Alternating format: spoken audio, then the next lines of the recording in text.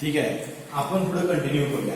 काल आपण trigonometric function मध्ये 30 आणि 60 चे मल्टिपल नंबर म्हणजे 120, 150 परत मला वाटतंय 240च्या व्हॅल्यू बघितलेल्या आहेत, 300च्या होमवर्कला दिलेल्या आहेत. काल आपण 30-60 डिग्रीचे 90 अबोव्ह 100 आणि अबोव्ह 200 बघितलं. आज पण आपण 45-90 मध्ये अबोव्ह 200 अबोव्ह 300 चे एक्झाम्पल्स बघणार आहे. Find the trigonometric function of 2 to 5 degree.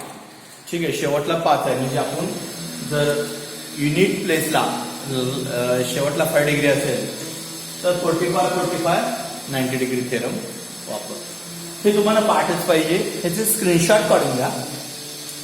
30 degree 60 degree 90 degree theorem, opposite side of 30 degree half into hypotenuse, opposite side of 60 degree √3/2 into hypotenuse आणि 45 90 डिग्री थेरम म्हणजे opposite side of 45 degree is equal to 1/√2 into hypotenuse. Okay, हे तुम्हाला पाठच पाहिजे. त्याचा तुम्ही screenshot काढून घेतला तरी चालतं. आता इकडे find the trigonometric function of 2 to 5 degree of 2 to 5 degree. 2 to 5 तर रेडियन मध्ये कन्वर्ट केल्याने किती येणार? 2 to 5 रेडियन मध्ये किती असतो?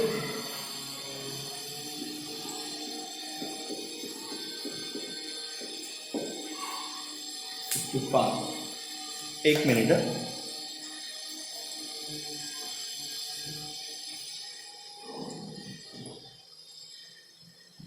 टू टू 5 आपण ज्यावेळी रेडियन मध्ये कन्वर्ट करणार त्यावेळी तो 5π/4 असतो. तुम्ही साईडला करून बघा, माझं कॅल्क्युलेशन फास्ट आहे त्यामुळे मी 2 to 5 रेडियन मध्ये 5π/4.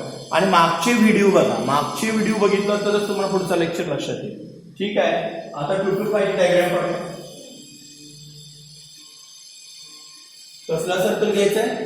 Standard unit circle. नेहमी सर्कल घेताना स्टँडर्ड युनिट सर्कल घ्यायचा. हा y ऍक्सिस, ओके, हा x ऍक्सिस. कुठे येणार 2 to 5? 180 आणि आउट पर 45 म्हणजे ते येणार 2 to 5. ठीक आहे, म्हणजे हा XOP झाला, हा XOP अँगल झाला. मग परपेंडिक्युलर टाकायचं आहे. परपेंडिक्युलर कुठे टाकायचं म्हणून सांगितलंय मी? एक्स ऍक्सिसला. वाय ऍक्सिसवर टाकायचं नाही, जवळ पडत असलं तरी वाय ऍक्सिसवर टाकायचं नाही, एक्स ऍक्सिसवर टाकायचं. का म्हणून विचारायचं नाही. ठीक आहे, परपेंडिक्युलर टाकताना नेहमी एक्स ऍक्सिसवरच टाका. ठीक आहे, म्हणजे OM ची व्हॅल्यू काय झाली आपली? एक्स आणि PM ची व्हॅल्यू का म्हणून विचारायचं नाही. रूल्स आहे तसा मॅथ्स मध्ये, परपेंडिक्युलर टाकताना एक्स ऍक्सिसवरच टाकायचं. जेवताना उजव्या हातानेच जेवायचं, डाव्या हाताने काय जेवायचं नाही हे विचारायचं नाही, रूल्स आहे तो. ठीक आहे, आता हा OP is equal to R is equal to 1. ठीक आहे, कन्सिडर थिअरी तीच, consider a standard unit circle. Consider a standard unit circle with center O. With center O. OP is equal to radius is equal to R is equal to 1. आता परीक्षेत प्रत्येक वेळी 2 to 5 विचारले असं नाही, 5π/4 पण विचारते. पण 5π/4 कन्वर्ट केल्यानंतर 2 to 5 येतोय हे साईडला कॅल्क्युलेशन करून तुम्ही सोडवायचं. समजलं मी काय म्हणतोय? कधी कधी परीक्षेत 5π/4 म्हणून विचारते, तर 2 to 5 मध्ये कसं कन्वर्ट करायचं तुम्हाला अँगल मेजरमेंट मी सांगितलेलं आहे. 5π/4 म्हणजे 5π/4 इंटू 1 रेडियन. 1 रेडियन म्हणजे काय? खाली पाय वर पा, आता वर पा, सॉरी खाली पा, 5 कॅन्सल्स, 4 भाग जातो याला, 45 म्हणजे 225. हे तुम्ही सोडवायचं साईडला. हे माझं कॅल्क्युलेशन फास्ट आहे, मनातल्या मनात माझं कॅल्क्युलेशन होत आहे, हे लक्षात घ्या. थोडंसं मी होत आहे ते इतक्या वर्षाचं प्रॅक्टिस असल्यामुळे माझं जरा फास्ट होतं. OP is equal to radius is equal to R is equal to 1. Let withdraw PM is perpendicular to OX dash and measure of angle XOP is equal to 2 to 5 किंवा 5π/4. Okay, 55 किंवा 5/4. आता इकडे लक्ष द्या. Let pxy be the any point on circle. Let pxy be any point on circle. On circle. Let length of PM is equal to y and length of OM is equal to x. In triangle PMO, measure of angle M is equal to 90. Measure of angle आता हा centre angle किती असणार? हा 180 झाला म्हणजे हा centre angle 45 असणार ना. 180 प्लस 45 55. इथपर्यंत 180 होतं. राहिला किती? 45. मग ते 55 होणार ना. आणि हा ट्रायंगल किती असणार? 45 असणार. म्हणजे centre of angle O is equal to 45 आणि centre of angle P is equal side P 45. By using कुठला थेरम वापरणार? हा का हा 45 45 90 डिग्री थेरम बाय 10 ला झालेला आहे. By using 45 45 90 degree theorem. 45 45 90 degree theorem वापरल्यानंतर काय होणार सांगा? Opposite side of 45 degree is equal to 1/2 into hypotenuse. 1/2 into hypotenuse. हायपोटेन्यूसचे 1/2 मल्टिप्लिकेशन होणार. हायपोटेन्यूस किती आहे तुमचा? OP. आणि अपोजिट साइड ऑफ 45 डिग्री म्हणजे OM पण आणि OP पण म्हणजे x आणि y पण. OP is equal to R is equal to 1. OP is equal to R is equal to 1. Then thus therefore x बरोबर पण 1/2 आणि y बरोबर पण काय येणार? 1/2. ठीक आहे. ते मी पुसावर आला त्याचा तुम्ही स्क्रीनशॉट मारून घ्या. ते थेरम आहे.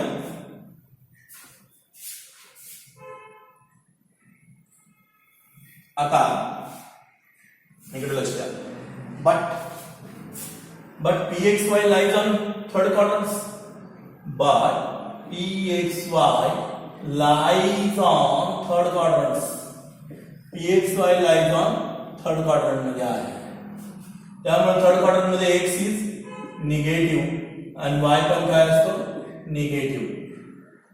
थर्ड क्वाड्रंट काय सांगितले? थर्ड क्वाड्रंट मध्ये कोणा? पहिल्या क्वाड्रंट मधला plus plus minus plus minus minus आणि प्लस मायनस. तर मायनस मायनस असणार. therefore x ची व्हॅल्यू -1/2 and y ची व्हॅल्यू -1/2. एक गोष्ट लक्षात आली का तुम्हाला? एवढे व्हिडिओ बघितली तुम्ही ट्रिग्नोमेट्रिक फंक्शनचे की x आणि y व्हॅल्यू काढल्यानंतर तुम्ही डायरेक्ट पुढे जाता. डायरेक्ट पुढे जायचं नाही. तो pxy कुठल्या क्वाड्रंट मध्ये बघायचा? थर्ड क्वाड्रंट मध्ये असून x आणि y ची व्हॅल्यू च्या साइन चेंज होतात. x आणि y च्या व्हॅल्यूचे साइन चेंज होतात. हे पेपर मध्ये लक्षात ठेवायचं. मग पहिल्या क्वाड्रंट मध्ये जरी असला तरी चेक करायचा. xy दुसऱ्या क्वाड्रंट मध्ये जरी असला तरी चेक करायचा. xy तिसऱ्या क्वाड्रंट मध्ये जरी असला तरी चेक करायचा. By using definition of trigonometric functions. By using definition of trigonometric functions. By using definition of trigonometric functions, sin theta is equal to sin 2π is equal to 1. हा पकडायचा. हा नाही पकडायचा. y is equal to -1/2. Therefore, cos theta is equal to cos 2π is equal to x is equal to -1/2. Tan theta is equal to tan 2π is equal to y by x. Then -1/2 by -1/2 is equal to -1. Therefore tan 2π is equal to -1.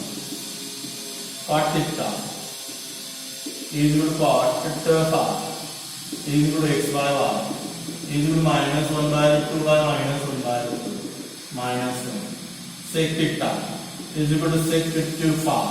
Sec म्हणजे कोण? 1/x and 1 by -1/2. उलट हे -1/2 वर जाताना काय होणार? -2. हे लक्षात घ्या. हे -1/2 वर जाताना काय होणार? -2. Sec 2π is equal to -2. Cosec last value. Cosec theta is equal to cosec 2π is equal to 1 by y is equal to 1 by -1/2. ये रिवर्स होता ना -2. ओके. आणि मी एक डायग्राम सांगितलेली add sugar to coffee. Add sugar to coffee. पहिल्या यामध्ये सगळे positive असतात, दुसऱ्यात साइन कॉस, तिसऱ्यात टॅन कॉट आणि चौथ्यात सेक आणि कोसेक.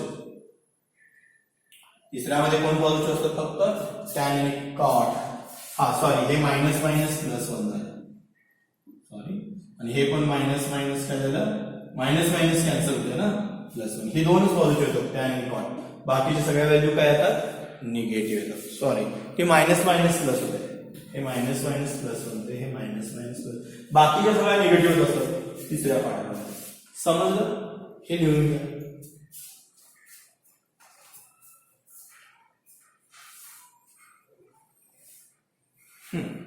मी अनेकदा एक्सप्लेन करतो.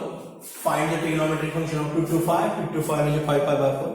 समजा तुम्हाला 5 pi by 4 जर दिलं तर त्याचं कन्वर्ट करून घ्यायचं 2 to 5. डायग्राम काढायची 2 to 5.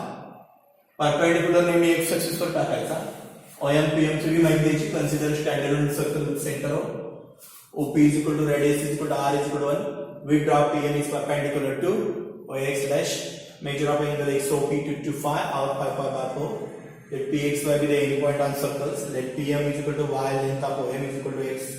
Triangle PMO M90 O45 P45 by 45 45 90 degree theorems. Opposite side of 45 1 by print half hypotenuse. X and Y च्या काढायच्या. But XY is lying on third quadrant. X and Y by definition of trigonometric function. आणि trigonometric function चे definition पाहिजे.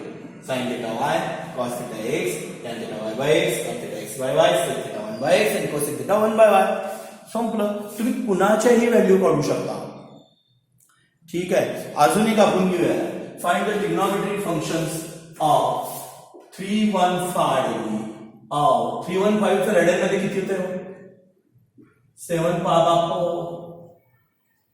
तुम्ही convert करून बघा. 7 pi by 4 लिहून घ्या.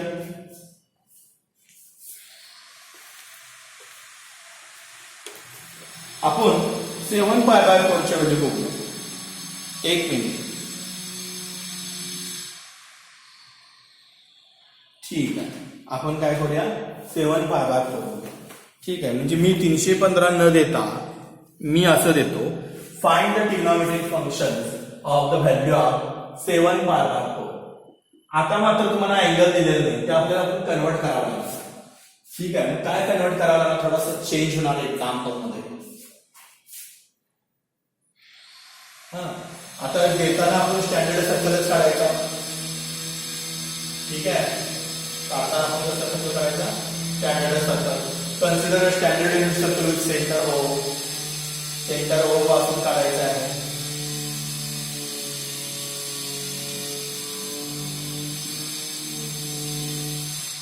आता G ला देताना तुम्हाला 7 pi by 4 तेवढे देतील. तुम्हाला कशाला ते 350 कन्वर्ट करून नाही दिलं तर आपण इथे कन्वर्ट करायचं. Consider standard unit circle OP is equal to R is equal to 1. PM is perpendicular to X dash. 315. आधी काय करायचं? आपण अँगल कन्वर्ट करून घ्यायचा.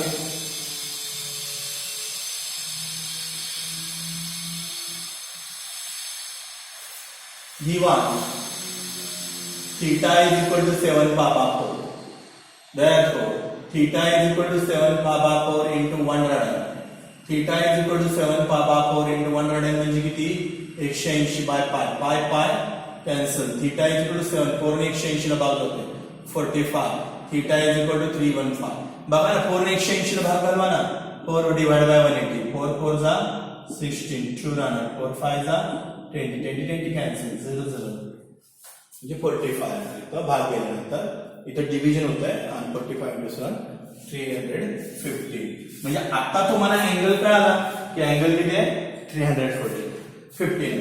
मग आता 315 अँगल असेल तर तू कुठल्या क्वाड्रंटमध्ये येणार? चौथ्या क्वाड्रंटमध्ये येणार. कारण 0 90 180 270 आणि 270 च्या पुढे 45 म्हणजे इथं येणार तुमचा 315.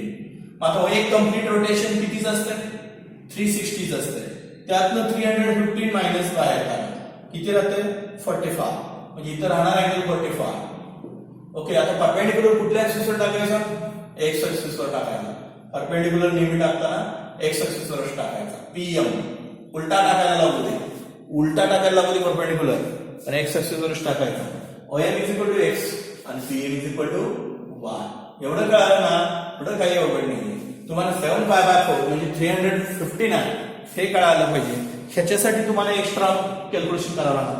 आता नेहमीप्रमाणे theory, consider a standard unit circle, standard unit circle. आपण स्टँडर्ड युनिट सर्कल घेऊया. Standard unit circle with centre O, त्यामुळे OP is equal to radius is equal to R is equal to 1. फक्त ह्या 3-4 लाईन्स तुम्हाला extra मिळतात. 7π/4 calculation करावं लागतं तुम्हाला. एवढाच फरक. We draw PM is perpendicular to OX, not OX dash, positive side of X axis. ठीक आहे. त्यामुळे M major of angle M is equal to 90 degree. हाँ ठीक है, major of angle M in 90 degree, major of angle O centre angle 45 degree, आणि मग राहिलेला P पण किती असणार मग 45 डिग्री. P पण 45 असणार. ठीक आहे. Length of OM is equal to X आणि length of PM is equal to Y. Diagram मध्ये इन्फॉर्मेशन द्यायची, नवीन काही केलेलं नाहीये. आणि ठीक आहे, बाय युजिंग कुठला थेरम वापरणार, 45 90 degree theorem. And major of angle XOA and measure of angle XOP is equal to 315 is equal to 7π/4 is equal to 7π/4 असेल ना. ओके, मग आता आपण चालू करूया. बाय युजिंग 45 90 डिग्री 315च्या सगळ्या ट्रिग्नोमेट्रिक रेशोच्या आपल्याला व्हॅल्यू फाइंड करायची.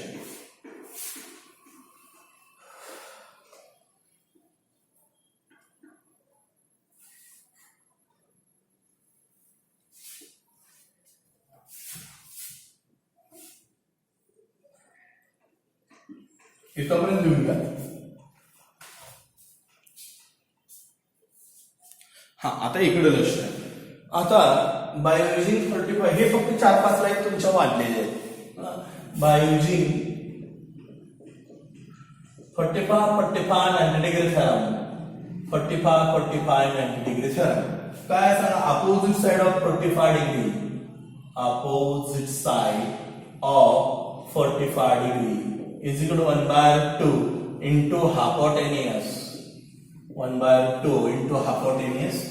आता 1/2 into hypotenuse is equal to OP आणि opposite side of 45 म्हणजे OM आणि PM. Therefore X is equal to Y is equal to 1/2 into 1. Thus X बरोबर 1/2. Thus X बरोबर 1/2 and Y बरोबर 1/2. But PXY lies on, PXY कुठल्या quadrant मध्ये, fourth quadrant मध्ये XY लिहायचं. फर्स्ट, सेकंड, थर्ड आणि fourth. PXY lies on fourth quadrant.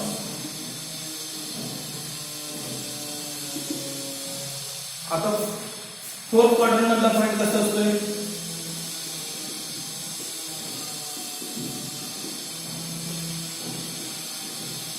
X axis positive, Y axis negative. Fourth quadrant मधला point plus minus असतोय. त्यामुळे x is positive and Y is negative. therefore x ची value किती आली, -1/2, sorry +1/2 आणि y ची value -1/2. आता काय करणार, by definition of trigonometric function. आता डेफिनेशन ऑफ ट्रिगोनोमेट्रिक फंक्शन वापरून सोडवायचं. एक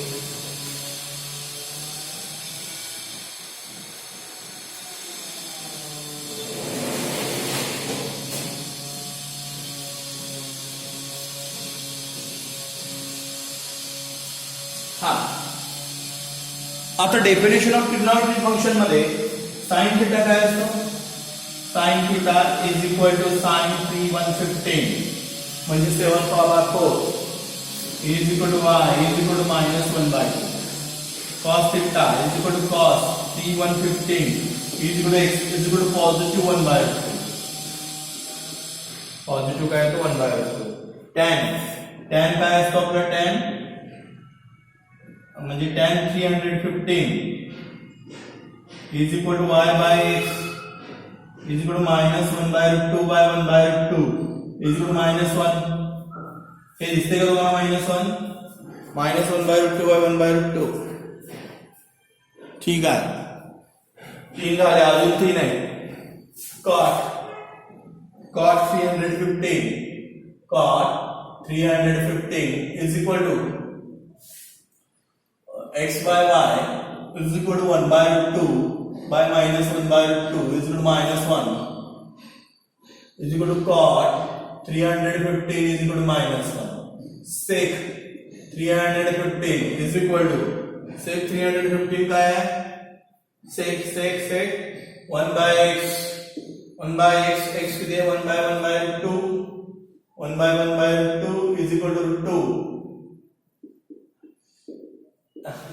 त्यामुळे sec 315 किती आला √2 last cosec 315 is equal to 1 by y is equal to 1 by y minus 1/2 then minus 2 cosec 315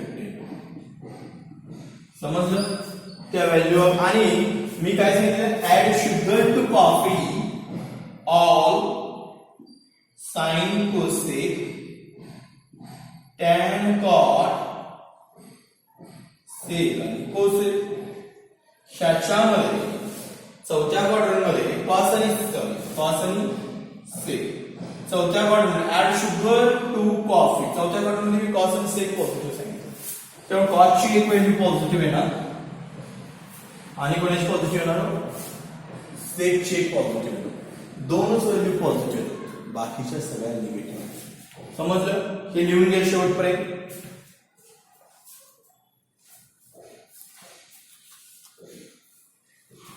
म्हणजे आता तुम्ही काय काय बघितलेलं आहे की भरपूर व्हॅल्यू बघितले अगदी 0 30 45 60 90 120 150 होमवर्कला दिलतं 240 300 होमवर्कला दिलतं 315 घेतलंय मी ठीक आहे 225 घेतलेलं आहे एक होमवर्कला घ्या 330